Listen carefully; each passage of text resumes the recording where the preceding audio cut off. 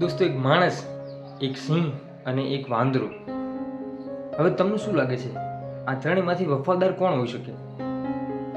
તમને થોડુંક અચરજ થશે, તમને થોડુંક એવું લાગશે કે કોણ વફાદાર હોઈ શકે, એવું મનમાં તમારે થોડીક અસમંજસ ઊભી થશે.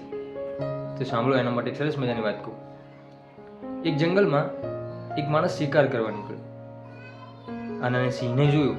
એના હાથમાં બંદૂક હતી, તો એને બંદૂકથી સિંહ પર ગોળી ચલાવી, પરંતુ સદનસીબે સિંહ પોતાનો જીવ બચાવી અને હટી ગયો અને સિંહ બચી ગયો.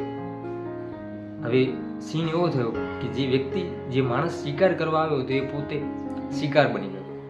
હવે એનો જીવ જોખમમાં છે, પરંતુ હતો માણસ, એ પોતે ઝાડ પર ચડી ગયો અને ઝાડ પર એક વાંદરું બેઠેલું.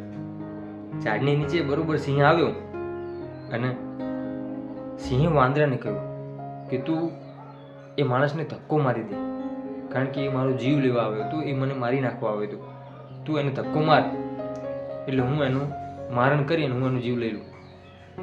ત્યારે વાંદરે હસીને જવાબ આપ્યો કે જવા દો ને, હવે એ પોતે ડરી ગયો છે, છોડી દો એને, તમે વનરાજ છો, તમે જતું કરો ને જવા દો. થોડી વાર પછી સિંહ ત્યાંનો ત્યાં જ બેઠો રહ્યો અને વાંદરો એ ઝાડ પર જ સૂઈ ગયો, સાથે જોડે માણસ પણ બેઠેલો. ત્યારે એ સિંહ માણસને લાલચ આપી કે એક કામ કર, તું છે ને વાંદરાને ધક્કો મારી દે, તો છે ને હું તારો જીવ બચાવી લઈશ, તને છોડી દઈશ અને વાંદરાને હું એનું મારણ કરીને ખાઈ જઈશ. તો પોતાનો જીવ બચાવવા માટે માણસ વાંદરાને બિલકુલ ધક્કો માર્યો, પરંતુ વાંદરો ખૂબ હોશિયાર હતો.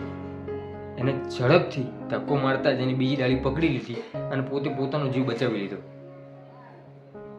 ત્યારે સિંહે નીચે હસી અને કહ્યું કે જોયું, મેં તને કીધું હતું ને કે તું એને ધક્કો મારી દે માણસને, તો તારો જીવ બચાવી લેશે. આજ માણસ, તું એનો જીવ બચાવે છે ને એ તને મારવા પેદા થયો છે. ત્યારે વાંદરાએ જે જવાબ આપ્યો ને, એ તમારે અને મારે ખરેખર નોંધી લેવો જોઈએ.